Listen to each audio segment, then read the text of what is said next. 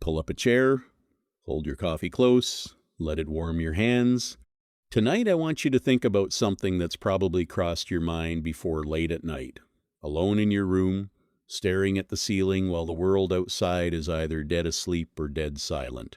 Ever been so exhausted by people, tired of work stress, betrayed by someone you trusted, or just sick of chasing validation online that you suddenly thought, what if I just lived alone? No one else. Just me, my own peace, and the inside of my own head. Sounds peaceful, right? No one controlling you, no one judging you, no heartbreak. But we're not going to treat this like some romantic fantasy, like you're some lone wanderer living off the grid. We're going to break this down through science, evolutionary history, psychology, and the darkest corners of the human brain. Get comfortable. Let's find out. Can humans, biologically and mentally, actually survive alone? Part 1, The Curse from the Stone Age. Let's go way back tens of thousands of years to when our ancestors still roamed the African savanna. Back then, the wild was brutal. Predators, extreme weather, and rival tribes ready to attack at any moment. For early humans, living alone wasn't some cool, independent lifestyle choice like a minimalist influencer flexing solo travel. Living alone back then meant one thing: death. Biologically, humans are some of the weakest creatures on Earth. No sharp claws like a tiger, can't outrun a cheetah, no thick hide to protect us. Our strongest weapon was the group. Together, we could hunt bigger prey, watch over each other while sleeping, and care for the sick. Because survival depended on the group, our brains evolved to plant a deep primal fear toward one specific thing: being cast out or rejected by the tribe. When an early human got exiled, their brain would sound a high-level alarm. Stress hormones like cortisol and adrenaline would spike hard. Why? Because the brain knew without the tribe, their time was basically up. That ancient curse is still wired into your brain today. Our modern brains haven't changed much from our prehistoric ones. That's the psychological reason being left out, feeling lonely, or having no friends physically hurts. Your brain thinks you're in life-threatening danger out in the wild when, really, you're just alone in your room scrolling your phone. Part 2, when the brain starts eating itself. Now let's get into the science. What actually happens when a human is completely cut off from other people? There's a real, deeply unsettling case study in psychology: the effects of solitary confinement. In some countries, the most dangerous criminals get locked in tiny cells alone, no sound, no TV, zero interaction with another human being for months, sometimes years. Neuroscientists studied the brains of these isolated individuals. The results were disturbing. When the human brain stops receiving social stimulation, no voices, no facial expressions, no conversation, the amygdala, the brain's fear center, swells and becomes hypersensitive.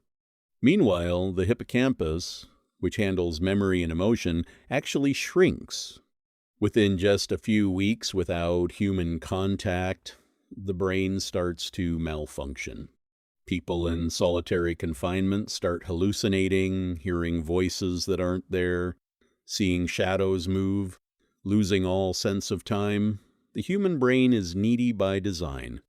If it doesn't get input from the outside world, it starts manufacturing its own reality. It starts consuming itself.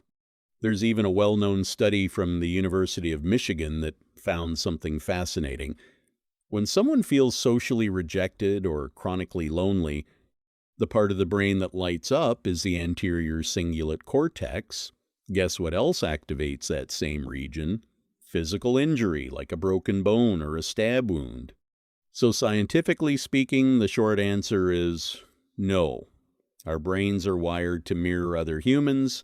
We need other people just to stay sane. Part 3, the lonely in a crowd trap. But what if I feel lonely even when I'm surrounded by people?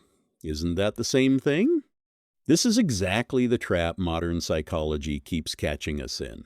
There's a huge difference between solitude, choosing to be alone, and loneliness. Solitude, a state where you deliberately step away from the noise to recharge reading, having coffee, reflecting. This is healthy.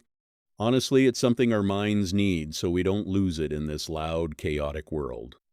Loneliness, a mental state where you feel disconnected, misunderstood, and unwanted by the people around you, even if you're standing in the middle of a packed concert or a busy office. These days, we have thousands of friends on social media. We can see what they eat, where they travel. So why is depression and loneliness among young people climbing higher than ever?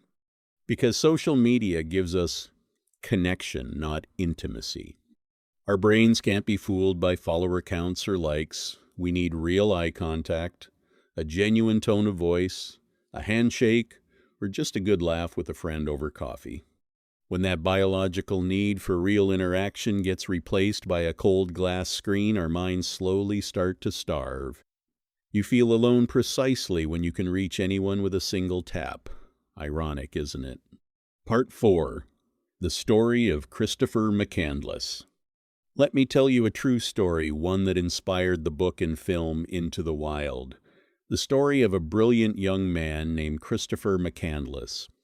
Back in 1992, Chris grew sick of modern society's fakeness, materialism, and ego. He decided to walk away from all of it.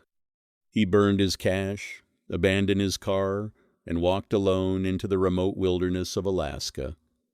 He wanted to prove he could be completely happy living alone, relying only on nature.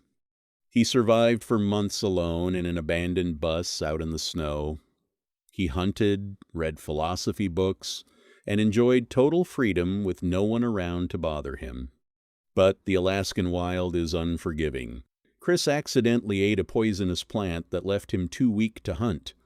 In the final weeks of his life, body wasting away, knowing he was going to die alone in that bus, Chris wrote one last line in his journal, hand shaking, "Happiness is only real when shared." A young man who spent years of his life running away from people finally understood the most fundamental truth about being alive right before his final breath. Freedom and the beauty of nature mean nothing if there's no one left to share that beauty with. Part 5. Weaving Your Own Thread. So, can humans really live alone? Physically, maybe you could probably survive on a remote island for a few years if you had enough food, but mentally, spiritually, emotionally, you'd fall apart. You'd lose your sense of self as a human being. We weren't built to be islands standing alone in the ocean. We were built like a web threads tied to one another. You need someone to laugh at your jokes, someone to listen to your sad stories, and someone to remind you that you matter. Don't shut yourself off just because you've been hurt before. People are messy, disappointing, sometimes selfish, but within that mess is where the beauty of life actually lives. If you're feeling lonely tonight, remember you're not really alone. Out there, someone else is staring at that same ceiling, feeling that same emptiness, looking for that same warm cup of coffee to settle their mind. Take time to be alone. Rest for a while, but after that walk back out, knock on an old friend's door, check in on your family, or just smile at a stranger.